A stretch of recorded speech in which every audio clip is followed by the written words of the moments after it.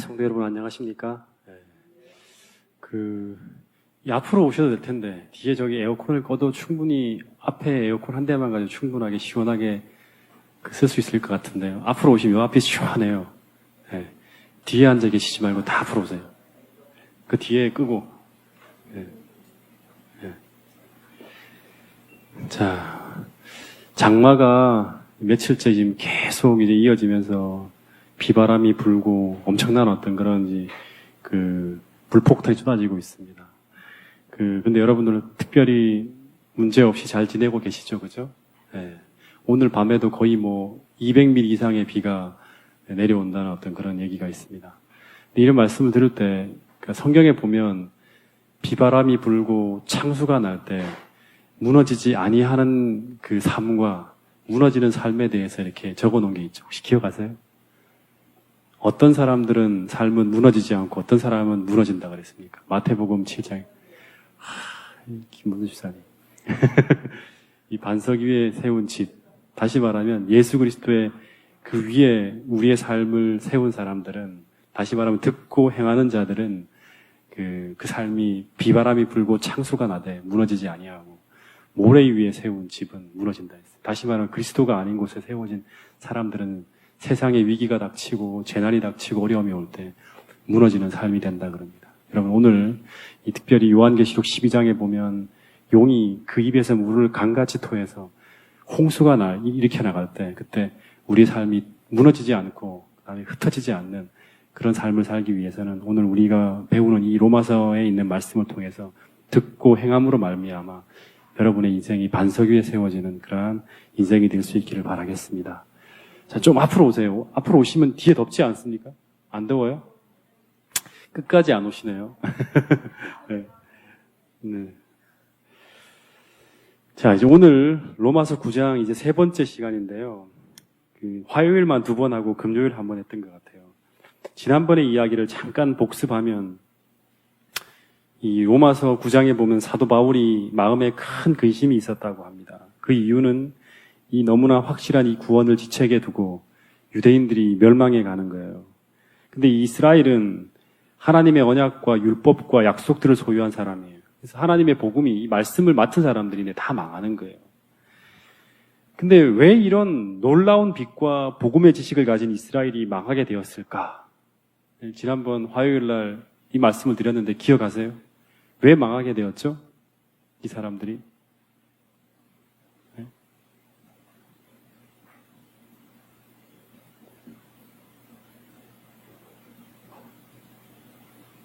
왜 망하게 되었습니까? 하나님 말씀이 그들에게 있는데, 그들은 밤낮으로 이 말씀을 외우고 암송했는데, 여러분, 이거는 중요한 거예요. 그러니까 오늘 우리에게도 이런 일이 벌어질 수 있어요. 그러니까 진리의 말씀과 언약을 아는 것과 그 진리의 언약과 말씀을 믿음으로 마음에 받아들이고 그 언약 속에서 살아가는 것과는 전혀 다른 것이라 그랬어요. 그죠? 다시 말하면 그들은 말씀을 알고 있었지만 그 말씀을 따라서 삶으로 말미암아 이루어지는 그 축복을 그들이 경험하는 데는 실패했어요. 그러니까 그 말씀이 삶으로까지 들어오진 않을 거예요. 머릿속으로만 있었지. 그래서 오늘 우리도 이 진리가 단순히 머리에 새겨지는 것이 아니라 마음과 삶에 새겨져야 함을 우리가 기억해야 된다고 말씀드렸어요. 이게 지난번에 던졌던 첫 번째 메시지예요. 그러니까 이 진리가 머리로 아는 것으로 그치는 것이 아니라 마음으로 받아들이고 삶으로 이게 경험되어져야 되는 지식이. 이 진리가, 언약이 약속으로 우리 삶에 성취돼야 돼요. 그러니까 이 복음 말씀들이. 그게 이루어지지 않으면 우리는 똑같이 유대인들이 걷는 길을 걸을 수 있다고 말씀을 드렸어요. 그 다음 또 하나, 지난 화요일 날 말씀드린 게, 그러면 궁금한 것이 하나님이 아브라함과 하신 약속은 어떻게 되는가 하는 거예요. 그러니까 하나님이 분명히 아브라함과 그 자손을 선택해서 그들을 창대케 하고 그들을 영화롭게 함을 통해서 인류 전체에게 복을 전하겠다고, 이 복을 전달하는 매개로 사용하겠다고 약속했는데, 이스라엘이 망하면, 아브라함의 후손이 망하면 어떻게 되는가 하는 거예요. 그럼 하나님의 말씀이 폐하해진 것인가 하는 의문이 생길 수 있죠. 그죠? 거기에 대한 답이 이제 6절이에요. 그러나 하나님의 말씀이 폐하여진 것 같지 않도다. 그 이유는 이스라엘에게서 난 그들이 다 이스라엘이 아니요.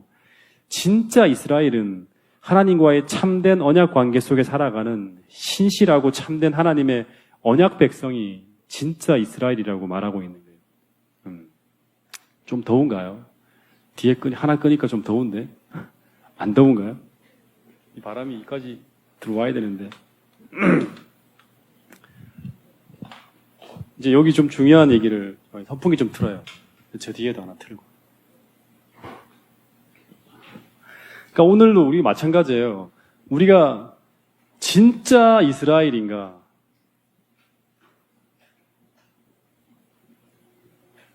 그거 안 틀어도 돼, 이쪽에는. 이쪽에는 안 틀어도 돼.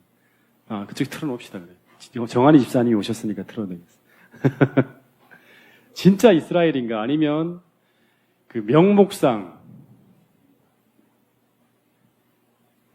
다시 말하면 이름만 이스라엘인가?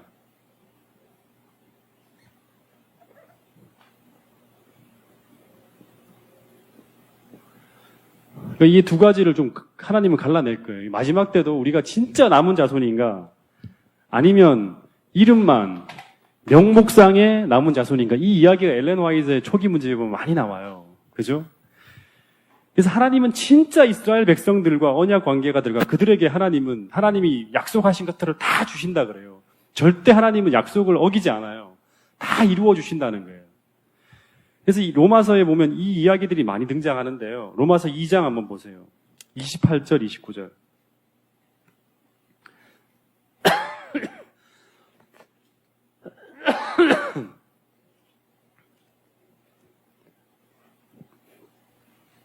로마서 2장 28절, 29절입니다. 자, 같이 한번 읽어보겠습니다. 시작. 무릇 표면적 유대인이 다시 읽겠습니다. 자, 로마서 2장 28절, 29절 시작.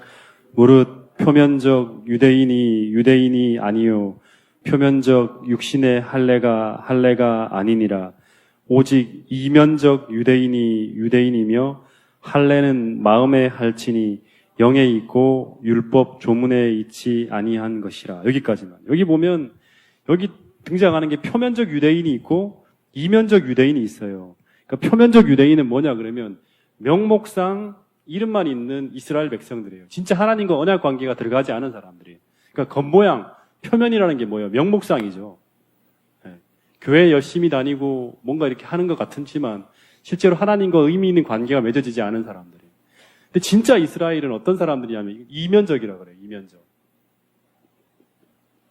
이면적 이스라엘이라는데 이 이면적 이스라엘 백성들은 어떤 사람들이에요? 이면이라는 게 뭐예요? 이면. 지정희 집사님. 표면의 반대말. 이면이 뭐죠?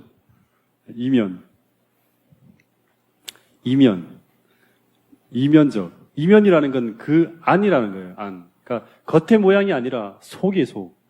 그러니까 속 사람이 진짜 이스라엘 백성이 진짜 이스라엘인 거예요. 이 사람들의 특징이 뭐냐 그러면 할례를 받은데 어디에 할례를 받아요?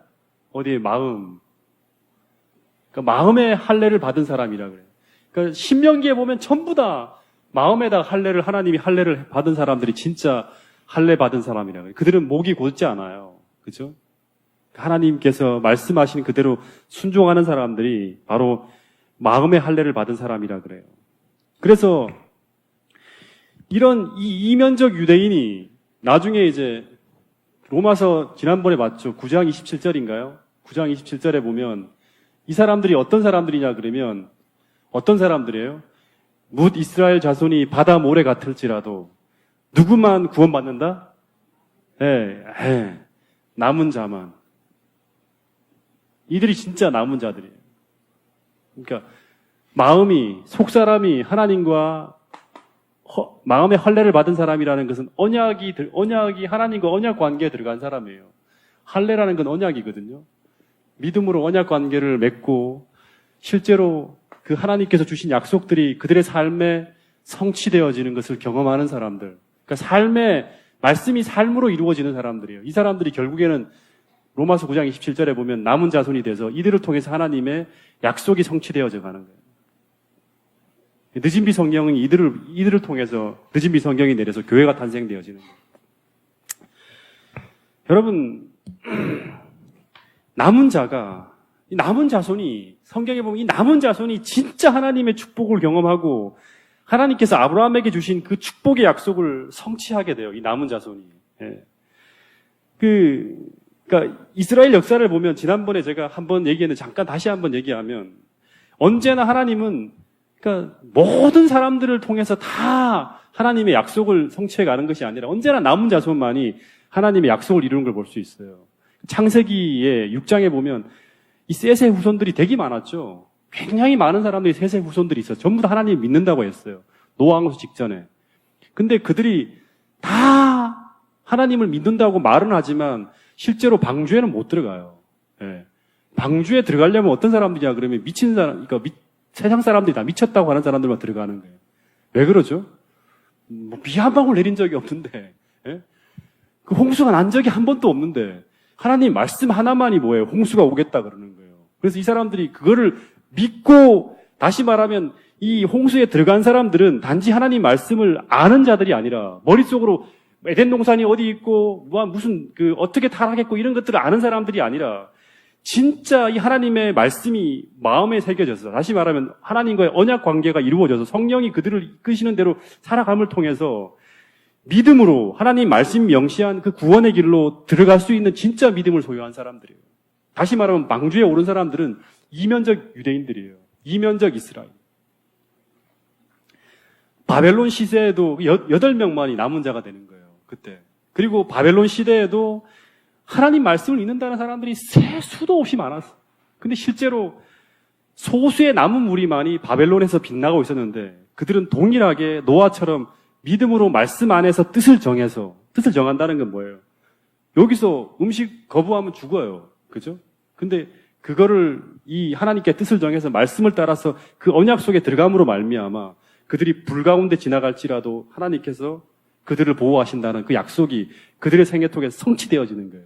그리고 그들은 별과 같이 빛나서 그 바벨론 일대를 복음화시키는 그 일을 하는 거예요. 여러분, 마찬가지로 예수님이 십자가에 달려 돌아가시는데 이스라엘 뭇 자손의 수가 바다 모래 같았어요. 그죠? 근데 결국 하나님의 나라를 이루는 대열에 동참한 사람들은 마가 요한의 다락방에 모인 120명이 전부였습니다. 그러니까 떡을 쫓아온 사람들이 되게 많았죠. 그죠? 수많은 군중들이 모여 있었지만 실제로 이 남은 무리는 120명이었어요. 이 사람들을 통해서 하나님의 약속을 이루어가는 거예요. 다시 말하면 표면적 유대인들이 아니라 진짜 그 마음이 하나님 앞에 바로 서 있는 사람들, 언약 관계가 있는 사람들, 믿음으로 말미암아 하나님께서 인도하시는 대로, 다시 말하면 육신을 쫓아가는 것이 아니라 성령이 그들의 삶의 키가 되어서 말씀을 쫓아서 살아가는 사람들이에요. 이 사람들이 바로 뭐냐 그러면 하나님께서 안에서 이렇게 볼 때 빛이 나는 사람들이에요. 다 불이 꺼져 있어요. 유대인 전체. 예수님이 오실 때 다 불이 꺼져 있었잖아요. 그죠?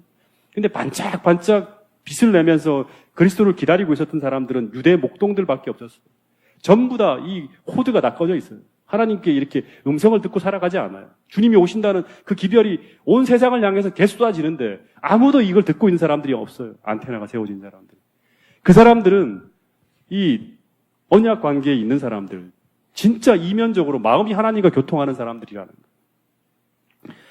여러분, 이런 사람들이, 이 속사람이 하나님 앞에 진실하고 정직한 이 그리스도인들이 소수였지만 그들을 통해서 하나님께서 마지막 이 대대적인 어떤 성령이 부어짐으로 말미암아 교회가 세워지는 일이 벌어지는 거예요.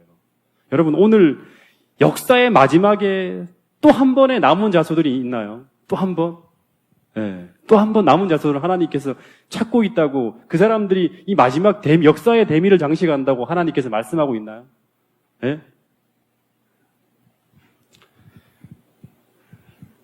마찬가지로 이스라엘 사람들의 수가 바다 모래 같을지라도, 다시 말하면 오늘날 이 교회가 순복음교회 70만, 명성교회, 사랑의 교회, 대단한 교회들이 지금 다 바다 모래같이 다 하나님을 믿는다고 하고 있지만, 공언하고 있지만, 다시 말하면 명목상으로는 그들이 다 하나님의 진리를 가지고 있다고 말하고 있지만, 그러지만 하나님은 그들 모두를 당신의 백성으로 부르지 않으시고 당신과 진리로 언약이 맺어진 남은 무리를 통해서 역사의 마지막을 장식한다 그래요.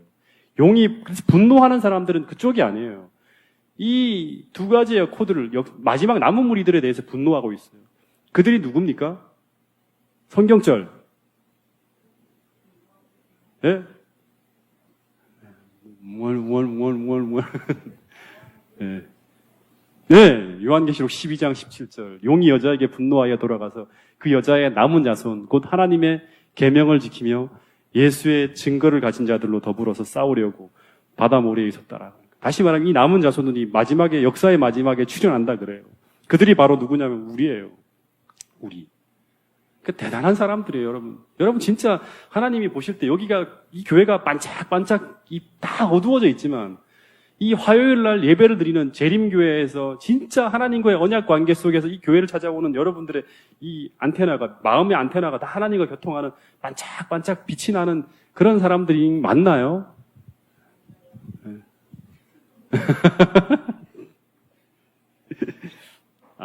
참. 네. 네. 지금 몇 군데에서 지금 설교 듣고 있습니까? 일곱 군데에서 지금 설교를 듣고 있다니까 여기서 또 반응이 들어오겠죠. 다른 반응이.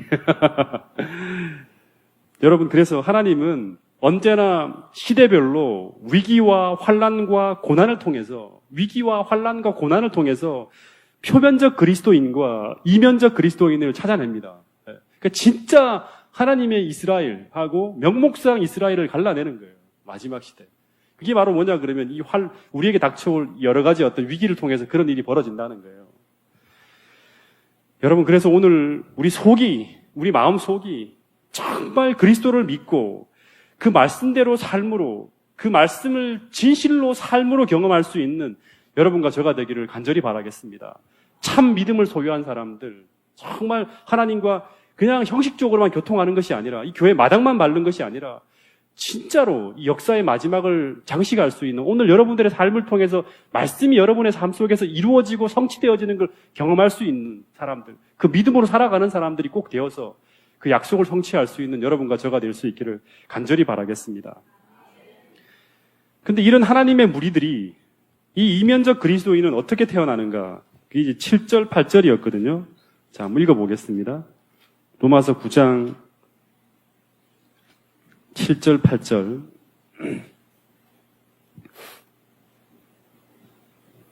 읽어보겠습니다. 시작. 또한 아브라함의 씨가 다 그의 자녀가 아니라 오직 이삭으로부터 난 자라야 내 씨라 불리라 하였으니 곧 육신의 자녀가 하나님의 자녀가 아니요 오직 약속의 자녀가 씨로 여기심을 받느니라. 약속의 말씀은 이것이니 명년 이때 내가 이르리니 사라의 있으리라 하심이니라. 예, 그러니까 이 진짜 이스라엘은 첫 번째 출생부터가 달라야 돼요. 이게 시작입니다. 어떻게 태어나야 한다? 예, 이삭처럼 태어나야 한다는 거예요. 이삭. 그 이삭이 상징하는 게 뭔지를 알아야지만 이걸 알 수 있겠죠. 이삭은 김문수 집사님 지난번 화요일날 설교에 아주 진짜 최고 열심히 들은 사람 같은데요. 방문할 때마다 그 말씀을 막 되뇌이면서. 여러분, 이삭이 상징하는 게 뭐죠? 이삭. 우리는 이삭처럼 이삭의 그 라인을 따라가는 거거든요. 아브라함의 하나님, 이삭의 하나님, 야곱의 하나님. 이삭의 하나님은, 이삭은 어떻게 출생했나요? 예? 그러니까 이 말씀은 아브라함의 자손이 되는 것은 혈통으로 되는 것이 아니라 반드시 이삭처럼 태어나야 한다는 거예요. 그러니까 이삭은 아브라함과 사라가 아이를 기대할 수 있는 시기가 지난 후에 하나님의 능력으로 태어납니다. 이삭은 예수님을 표상하나요? 예수님도 절대 처녀가 아이를 잉태할 수 없는데 무엇으로 태어난 거예요? 성령의 능력으로. 성령이 마리아를 덮음으로 말미암아 그 속에서 성령의 능력으로 태어나는 거예요. 마찬가지로 오늘날 진정한 하나님의 남은 무리가 되려면 첫째, 우리도 어떻게 태어나야 한다? 이삭처럼 하나님의 능력과 은혜로 거듭난 사람이 되어야 한다는 거예요. 거듭난 사람들. 그러니까 물과 성령으로 거듭나지 아니하면 명목상 이스라엘은 될 수 있지만 진짜 이 마음이 하나님과 교통하는 그런 사람이 될 수 없는 거예요. 반드시 성령으로 태어나야지만 성령과 교통할 수 있는 거예요. 그래서 육으로 낳은 것은 언제나 육이라는 거예요. 육신을 따라 살 수밖에 없어요. 육으로 낳았다 그러면. 그래서 이 거듭난 사람만이 성령의 역사를 감각할 수 있고 하나님의 약속의 말씀을 이해할 수 있고, 왜냐 그러면 성령이 기록했기 때문에 교통할 수 있는 거예요. 그래서 김용욱이라는 사람이 아무리 하버드대 출신으로 대단한 어떤 그런 지적인 능력을 가지고 있지만 성경을 저보다 더 할지도 몰라요. 하지만 그 사람은 이 하나님의 말씀을 통해서 절대 성령과 교통할 수가 없는 거예요. 이 고무서처럼 이해라는 거지. 그래서 하나님의 약속의 말씀을 이해하고 신뢰할 수 있는 성령의 역사를 감각할 수 있는 사람은 반드시 거듭난 사람이에요. 그러니까 이삭처럼 태어난 사람이에요. 네. 육에 속한 사람은 절대 성령을 받을 수가 없다는 거예요. 여러분, 오늘 여러분들이 다 성령을 통해서 이삭처럼 거듭난 사람이라고 제가 믿습니다. 오늘 혹시나 오늘 내가 이게 안 됐다 그러면, 성령이 뭔지 모른다 그러면, 여러분 오늘 믿음으로 통해서 다시 한번 그리스도 앞에 나가서 십자가의 은혜를 통하여 우리의 출생이 하나님으로부터, 위로부터 태어난 사람, 엄마의 뱃속에서 태어난 사람이 아니라 위로부터 태어난 사람으로 여러분들이 오늘부터 다시 한번 새롭게 여러분들의 신앙이 점검되어질 수 있는 여러분과 제가 되기를 간절히 바라겠습니다. 위로부터 태어나야 돼. 자, 그럼 이제 오늘 그 다음 내용, 이제 새롭게 들어가는 내용들을 한번 해보겠습니다. 10절부터 13절, 좀 제가 생각을 많이 하게 하는 내용인데요. 한번 읽어보겠습니다. 10절부터 13절, 시작. 그뿐 아니라 또한 리브가가 우리 조상 이삭 한 사람으로 말미암아 임신하였는데 그 자식들이 아직 나지도 아니하고 무슨 선이나 악을 행하지 아니한 때 택하심을 따라 되는 하나님의 뜻이 행위로 말미암지 않고 오직 부르시는 이로 말미암아 서게 하려 하사 리브가에게 이르시되 큰 자가 어린 자를 섬기리라 하였나니 기록된 바 내가 야곱은 사랑하고 에서는 미워하였다 하심과 같으니라. 이게 무슨 말이에요? 여기서 하나님이 일하시는 방법들을 좀 생각해 보게 되는데요. 자, 여러분, 왜 하나님이 이삭은 약속의 자녀로 하나님이 선택하고 아브라함의 똑같은 자손인 이스마엘은 거절하셨을까요? 왜 하나님이 이삭은 하나님의 약속의 자녀로 이렇게 똑같이 아브라함의 씨인데 하나님이 이삭은 선택을 하고 이스마엘은 하나님이 이렇게 당신의 약속의 자녀로서 이렇게 선택하지 않았을까요? 이삭은 적자이고 이스마엘은 서자이기 때문에 버렸습니까? 네. 그 다음 세대를 보면 그 다음에 이삭을 통해서 두 아들이 태어나죠. 누가 누굽니까?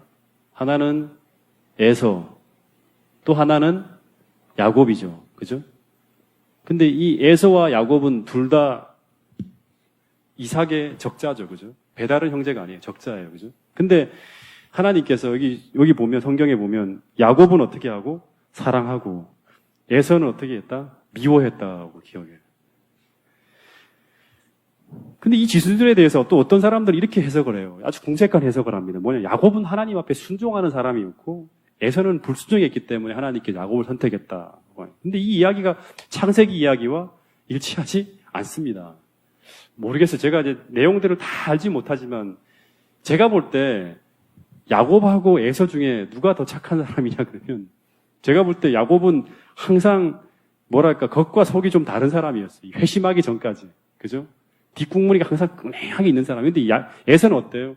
아주 시원한 사람이에요. 그러니까 항상 어떻게 보면 이 활달하고 아버지 앞에 이렇게 진실해 보이는 어떤 그런 사람, 의리 있는 사람처럼 보이는 사람이 바로 에서였어요. 그러니까 그리고 이 야곱은 끝까지 하나님 앞에 순종하지 못했어요. 많은 부분에서.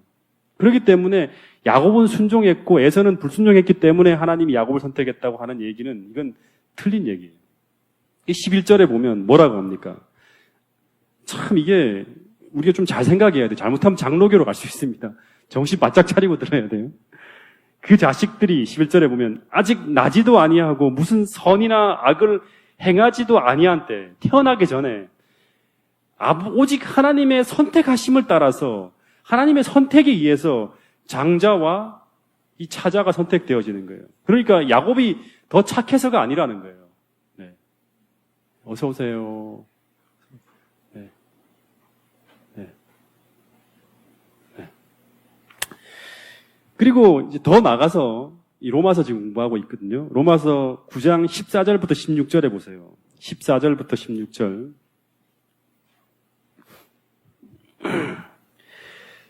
그런즉 우리가 무슨 말하리요? 하나님께 불의가 있느냐? 그럴 수 없는 일. 이렇게 하는 게 하나님의 불의인가? 절대 그렇지 않다는 거예요. 15절 로마서 9장입니다. 같이 보세요.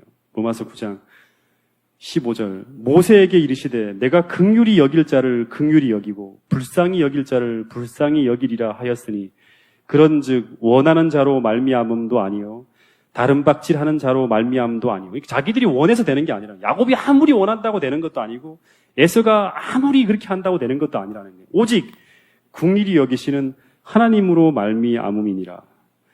성경이 바로에게 이르시되 내가 이 일을 위하여 너를 세웠으니 곧 너로 말미암아 내 능력을 보이고 내 이름이 온 땅에 전파되게 하려 함이니라 하셨으니 18절 같이 읽겠습니다. 시작. 그런즉 하나님께서 하고자 하시는 자를 긍휼히 여기시고 하고자 하시는 자를 완악하게 하시느니라. 네. 거기 좀 더우니까요. 저기 하나만 더 틀죠. 여기 에어컨 하나 더 틀죠. 여기 뒤에 앉아 계신 분들 좀 더울 것 같아요.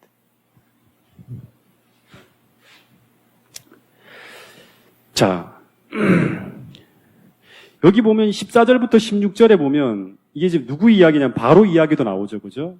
하나님께서 모세를 통해 바로를 징벌하실 때 바로의 마음을 강팍하게 하시고 바로를 하나님의 이름을 높이기 위한 수단으로 사용했다 그러는 거예요.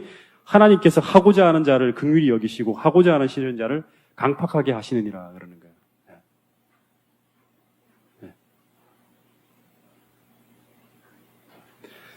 여러분 이 내용을 가지고 뭐가 나오냐 그러면 장로교의 예정론이 나옵니다. 예정론.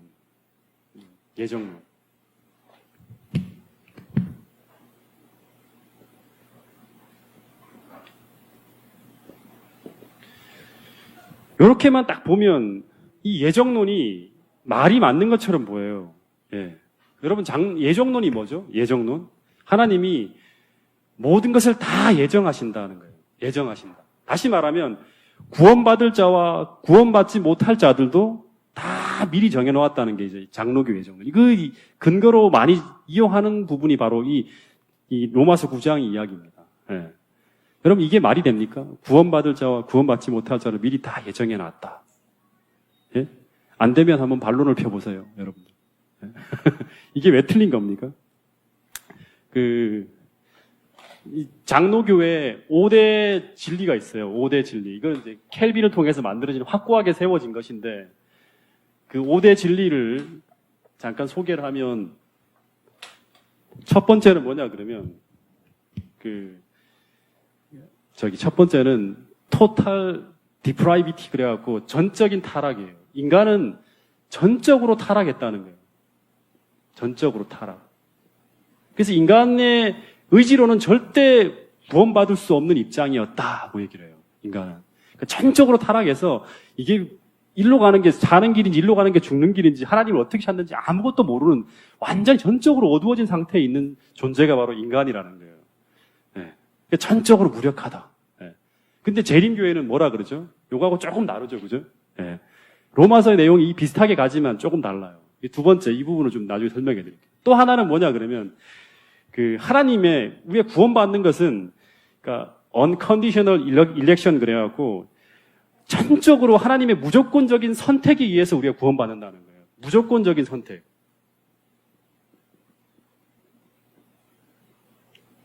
그래서 하나님 마음이야. 구원받는 사람이. 내가 오늘 수연이 내가 뭐 선택했다. 그럼 끝나는 거예요. 조건이 없는 무조건적인 선택에 의해서 인간이 구원받는다는 게 이제 두 번째 교리예요. 그다음 세 번째는 뭐냐 그러면 이게 참 제가 제일 마음에 안 드는 게 이겁니다. 제한적 속죄, limited atonement라고 제한적 속죄예요. 이 말이 무슨 말인가 하면 그러니까 예수님은 모든 인류를 위해서 다 돌아가신 게 아니라 그러니까 제한되어져 있는 속죄, 구원받을 사람들만을 위해서 예수님이 돌아가셨다는 거예요. 이게 이제 제한적 속죄론이에요. 좀 마음에 안 들죠. 그 다음에 네 번째는 제가 좀 좋아하는 거예요. 이거는 어느 정도 좀 이렇게 마음에 공감이 되는 건데, 이게 뭐냐 그러면, 저항할 수 없는 은혜.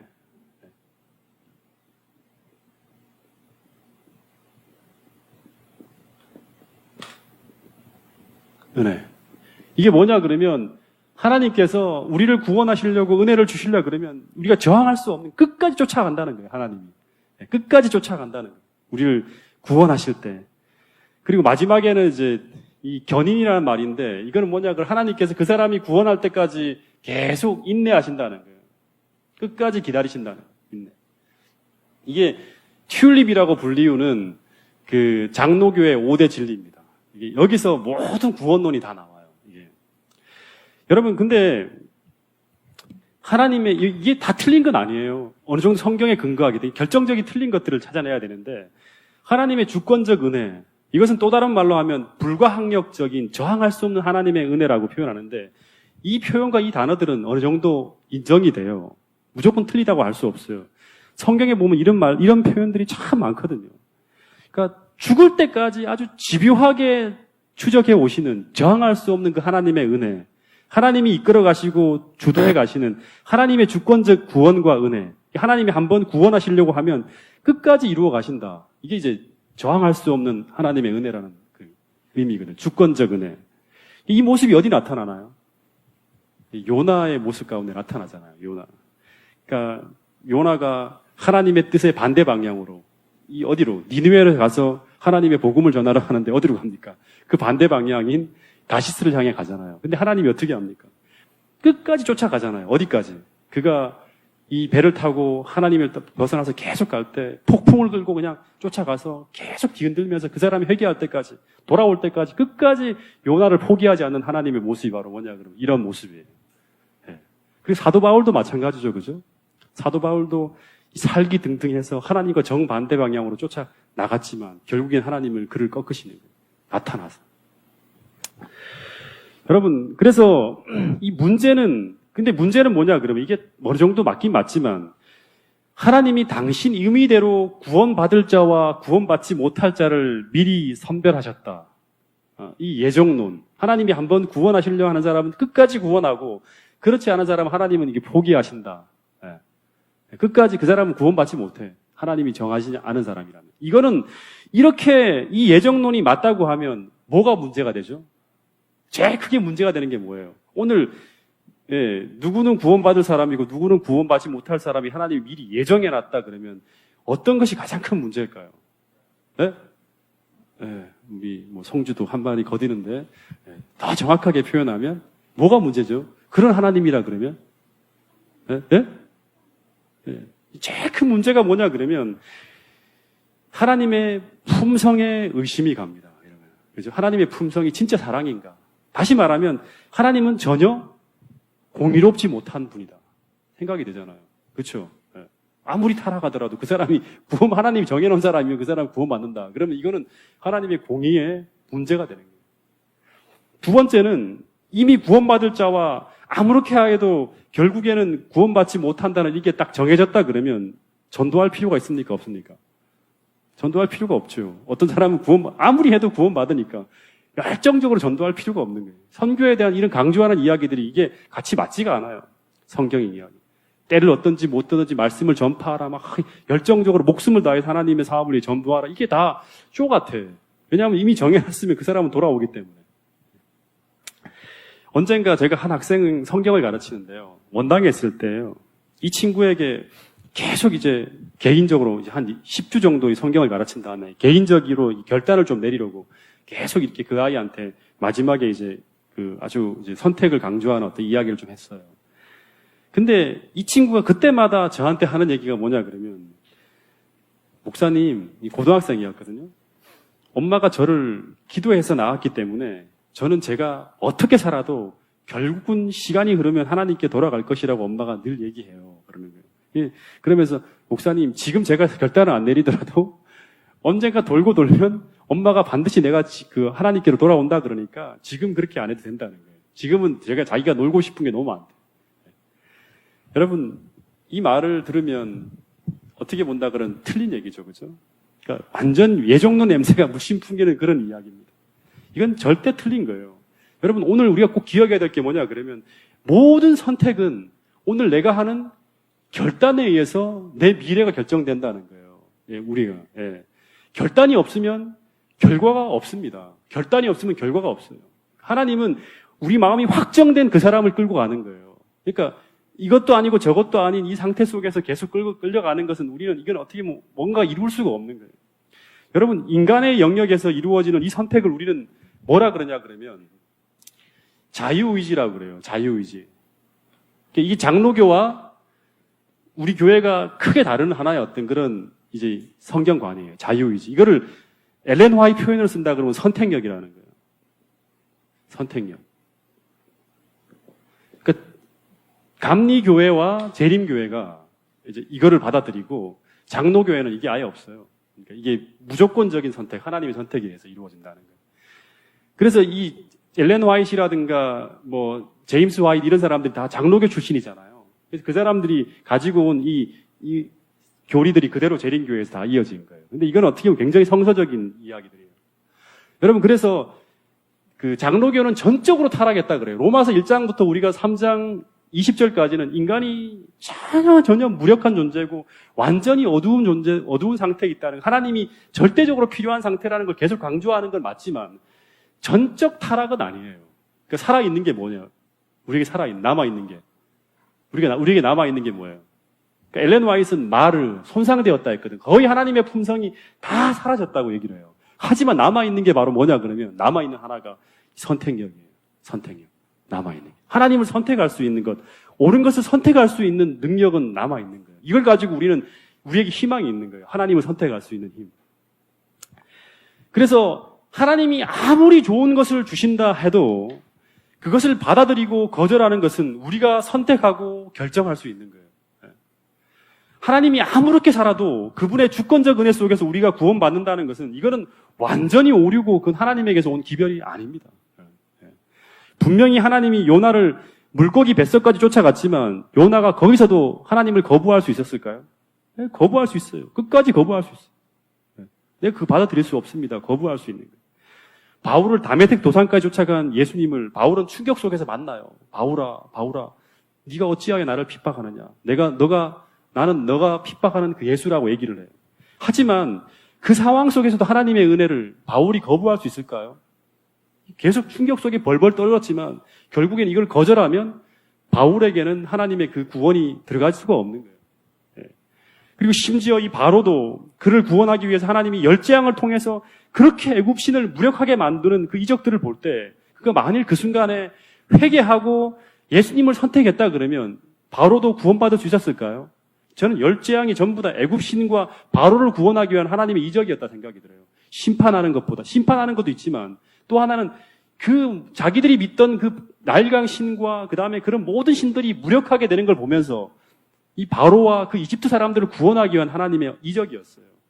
회개했다면 그 사람들도 구원받을 수 있는 거예요. 여러분, 그래서 이 모든 것은 다 선택에 의해서 이루어지는 거지 예정되어진 게 아니라는 걸 우리 꼭 알아야 돼요. 그러면 이 로마서 9장에 나타난 이 예정론처럼 보이는 이 글귀들을 우리가 어떻게 해석해야 될까? 왜 하나님이 야곱을 선택하고 에서를 선택하지 않았을까요? 왜 하나님은 바울을 선택했을까요? 왜 하나님은 이삭을 선택하고 이스마엘을 선택하지 않았을까요? 이걸 잘 들어야 돼요. 우리가 잘못 오해하면 안 돼요. 이 문맥을 쭉 읽어보고 성경을 읽어보면 여기 내용은 하나님이 어떤 사람을 더 사랑해서 구원하여 주고 어떤 사람은 덜 사랑해서 구원해서 배제시키는 이런 것들은 이 성경이 말하는 게 사도 바울이 이걸 얘기하는 게 아니에요. 이 로마서 9장 13절에 말하는 야곱은 사랑하고 에서를 미워했다는 성경절과 바로의 마음을 강팍하게 했다는 이 말씀을 문맥적으로 살펴보면 이 바울의 관심이 구원이 아니라 뭐냐 그러면 선교예요, 선교.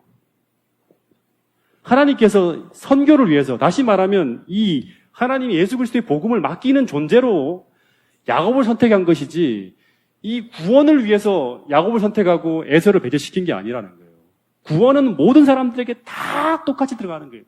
선교의 도구로 이걸 선택한 것이지 구원은 누구나 받을 수 있는 거예요. 디모데전서 2장 4절을 보면 찾아보지 않겠습니다.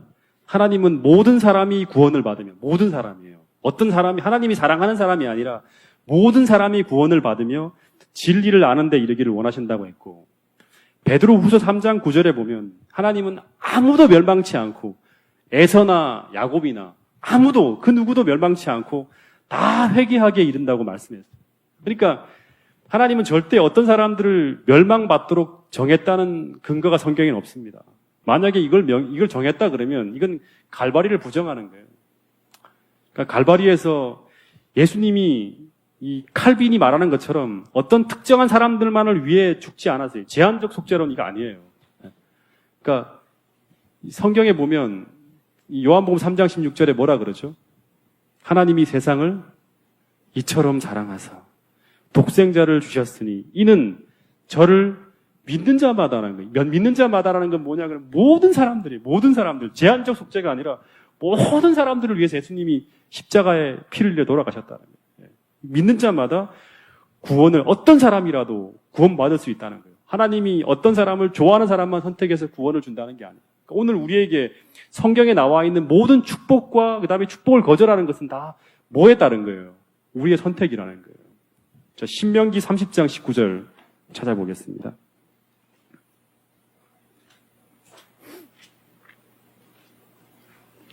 신명기 30장 19절.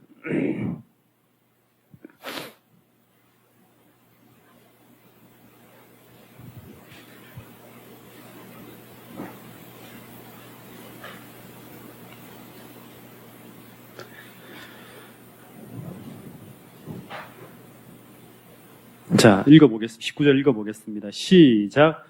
내가 오늘 하늘과 땅을 불러 너희에게 증거를 삼노라. 내가 생명과 사망과 복과 저주를 내 앞에 두었은즉 너와 내 자손이 살기 위하여 생명을 어떻게 하고 선택하는 거예요. 그러니까 하나님께서 이 길을 다 보여주는 거예요. 너 일로 가면 절대 안 돼. 내가 너를 위해서 이렇게 구원의 길과 너를 살리기 위한 이 모든 축복들을 이 길에 내려놨으니까 어떻게 하라? 선택하라는 거예요. 그러니까 이 선택, 예정론이 아니라 우리의 선택에 의해서 우리의 운명이 결정된다는 거예요. 또 하나, 여호수아 24장 보겠습니다. 여호수아 24장 14절, 15절. 14절, 15절 같이 읽어보겠습니다. 시작. 그러므로 이제는 여호와를 경외하며 온전함과 진실함으로 그를 섬기라. 너희의 조상들이 강 저쪽과 애굽에서 섬기던 신들을 치워버리고 여호와만 섬기라. 만일 여호와를 섬기는 것이 너희에게 좋지 않게 보이거든 너희 조상들이 강 저쪽에서 섬기던 신들이든지 또는 너희가 거주하는 땅에 있는 아모리 족속의 신들이든지 그 다음 자 여기 잘 읽어보겠습니다. 시작. 너희가 섬길 자를 오늘 택하라. 오직 나와 내 집은 여호와를 섬기겠노라 하니 이게 택하는 거예요. 선택하라 하는 거예요. 여러분 오늘 우리가 여러 가지를 배웠지만 특별히 마지막 이 얘기, 그러니까 하나님이 우리에게 남겨주신 유일한 어떤 그런 하나님을 선택할 수 있는 이 선택력이라는 것은 가장 중요한 거예요. 오늘 우리가 선택하는 그 결과를 따라서 우리의 내일이 달라질 수 있다는 거예요. 이 땅 현실에서도 마찬가지고 또 그 하루하루 선택으로 말미암아 어디까지 결정지을 수 있다? 영생과 영원한 어떤 그런 때까지 우리의 선택력이 미칠 수 있다는 거예요. 오늘 우리가 날마다 로마서에서 말하는 것처럼 육체를 따라가는 것이 아니라 성령을 따라서 매 순간마다 이 두 가지 생각이 몰려올 때마다 성령께서 주시는 이 길, 이 호소, 이거를 따라서 생명과 축복을 날마다 경험할 수 있는 여러분과 저가 될 수 있기를 간절히 바라겠습니다.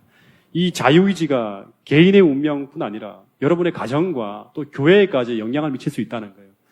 성령을 선택하고 옳은 것을 선택할 수 있는 이 힘, 이 능력을 가지고 하나님을 영화롭게 하는 저와 여러분들이 되기를 간절히 바라면서 오늘 말씀을 줄이도록 하겠습니다.